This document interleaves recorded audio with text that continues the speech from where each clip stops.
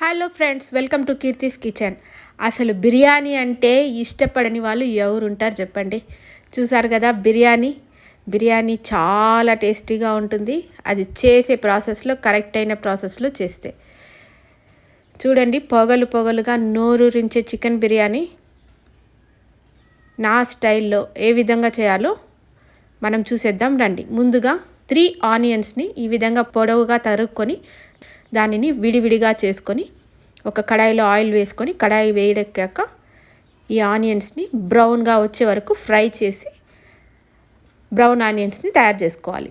తర్వాత ఇక్కడ నేను 1.25 kg చికెన్ తీసుకున్నాను. దీంట్లో ఈ డ్రై మసాలా పౌడర్స్, సాల్ట్, డిస్క్రిప్షన్లో చూపించిన మసాలాలన్నీ వేసుకొని కొత్తిమీర, పుదీనా, జింజర్ గార్లిక్ పేస్ట్, పెరుగు 3 టేబుల్ స్పూను, తర్వాత బ్రౌన్ ఆనియన్స్, లైమ్ జ్యూస్, అర నిమ్మకాయ చెక్కను బాగా పిండుకొని వీటిని చికెన్కి బాగా పట్టించి ఒక గంట సేపు చికెన్ని నానబెట్టుకోవాలి. చూస్తున్నారు కదా, నేను బ్రౌన్ ఆనియన్స్ వేపిన ఆయిల్ని కూడా 2 టేబుల్ స్పూన్ వేసానండి. బాగా కలుపుకొని 1 గంట నుంచి 2 గంటల వరకు మ్యారినేట్ చేసుకోవాలి. ఇక్కడ 1.25 kg బాస్మతి రైస్ తీసుకున్నాను. దాన్ని బాగా శుభ్రంగా 3 సార్లు కడుక్కొని 20 నిమిషాల పాటు నానబెట్టుకోవాలి. ఒక కుక్కర్ తీసుకొని 200 గ్రాముల వరకు ఆయిల్ వేసుకొని దాంట్లో డ్రై స్పైసెస్ అన్నీ వేసుకొని బాగా వేగాక 2 మీడియం సైజ్ ఆనియన్స్ని వేసుకొని దాంట్లో కొద్దిగా సాల్ట్ వేసుకొని బాగా పింకిష్ ఆనియన్స్ అయ్యేంత వరకు వేయించుకోవాలి. తర్వాత ginger garlic paste 1 tablespoon వరకు వేసుకొని పచ్చివాసన పోయే వరకు బాగా వేయించుకోవాలి. తర్వాత మీడియం సైజ్ 2 ఆనియన్స్ని బాగా కట్ చేసుకొని ఇందులో వేసుకొని ఆనియన్స్ బాగా మెత్తగా ఉడికాక చూడండి, ఆయిల్ సపరేట్ అయింది కదా. ఇప్పుడు ఈ స్టేజ్లో పచ్చిమిరపకాయలు వేసుకొని తిప్పుకొని పుదీనా, కొత్తిమీర కూడా యాడ్ చేసుకొని బాగా తిప్పుకోవాలి. ఒక 2 నిమిషాల పాటు బాగా తిప్పుకొని వేయించుకోవాలి. తర్వాత ఆయిల్ సపరేట్ అయ్యాక మ్యారినేట్ చేసిన చికెన్ యాడ్ చేసుకోవాలి. యాడ్ చేసుకొని హై ఫ్లేమ్ పైన బాగా కలుపుకోవాలి. చూస్తున్నారు కదా, ఇప్పుడు మూత పెట్టి 5 నిమిషాలు ఉడికించాలి. పక్కనే నేను ఎసురు పెట్టుకున్నాను. అందులో తగినంత సాల్ట్, ఒక 2 table spoon oil, lime juice, whole garam masala వేసుకొని బాగా ఎసురు కాగే వరకు మూత పెట్టాను. ఈ పక్క మనము కుక్కర్ను 3 విజిల్స్ వరకు వచ్చే వరకు 2 నుంచి 3 విజిల్స్ వచ్చే వరకు కుక్కర్ లాక్ చేసుకున్నాను. బియ్యంను 70% వరకు కుక్ చేసుకొని అన్నంను కూడా తయారు చేసుకోవాలి.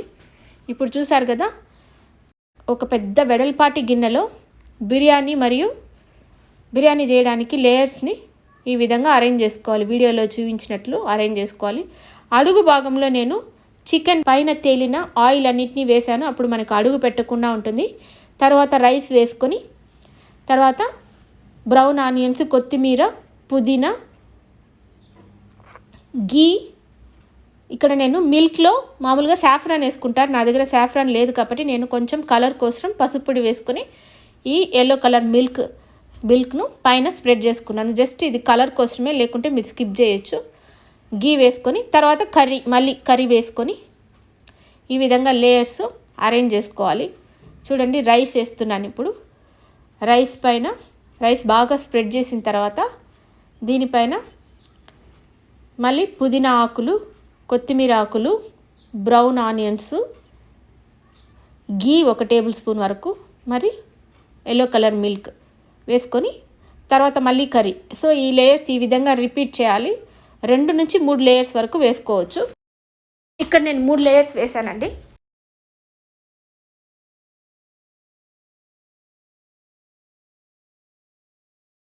చూస్తున్నారు కదా,